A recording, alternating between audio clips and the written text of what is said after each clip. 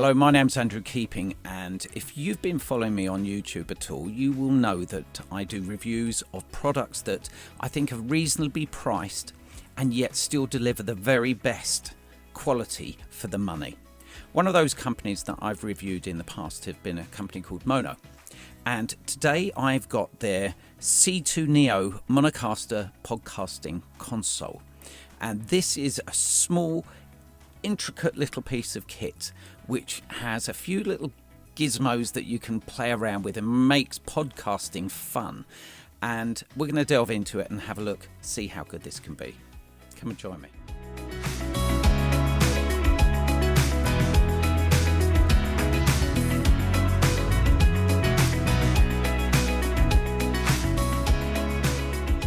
So everything you're hearing today is actually coming through the console. I'm going through my dynamic microphone. It's a classic Electro Voice RE20 microphone, frequently used for podcasts and professional radio stations as well. And I'm going straight through my XLR input in the back of the console. And therefore, I will not be using for this the 48-volt phantom power.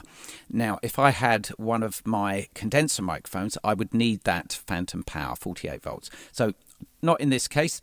So I'm going to go on to the next button, which would be like a backing track you can do. I'm not going to do that now. I'm going to jump straight into the reverb settings so you hear these reverb settings.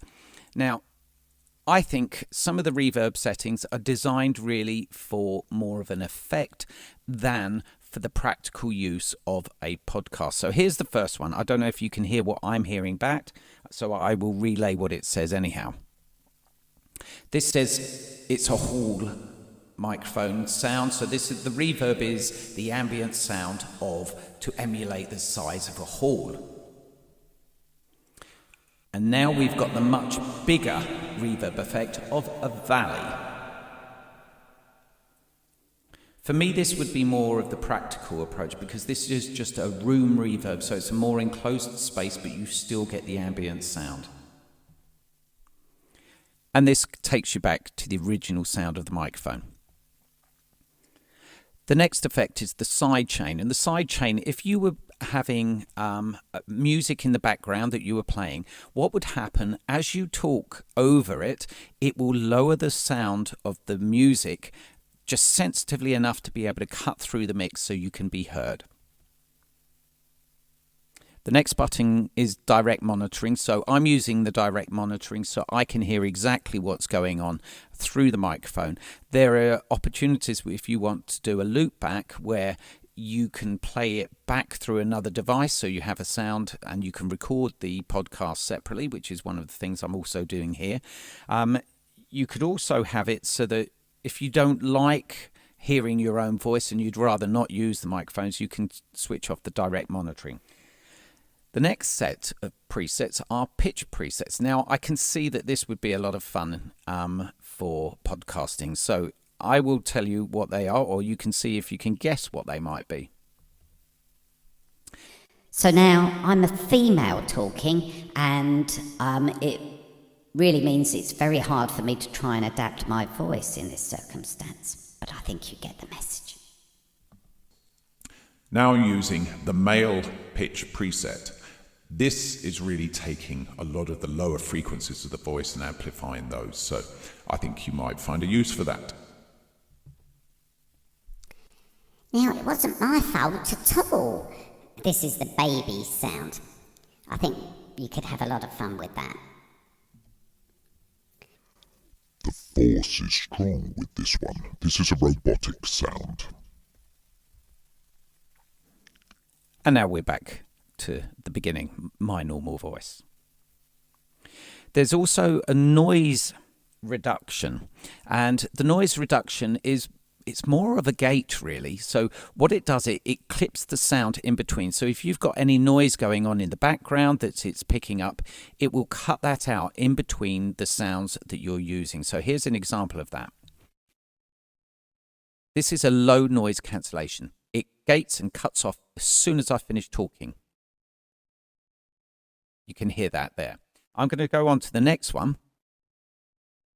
This is a higher noise cancellation. It's a very clipped, short, but it's actually taking away a lot of the sound of the voice, so it sounds clipped. The Maonocaster C2 Neo audio console is the latest addition to the Maonocaster series. It features a simplified and very compact design that reduces the learning curve and improves portability, makes it so much easier just to get plugging in and playing. There's no compromising, however, on the audio quality, so as you can hear, the quality of the sound is pretty good.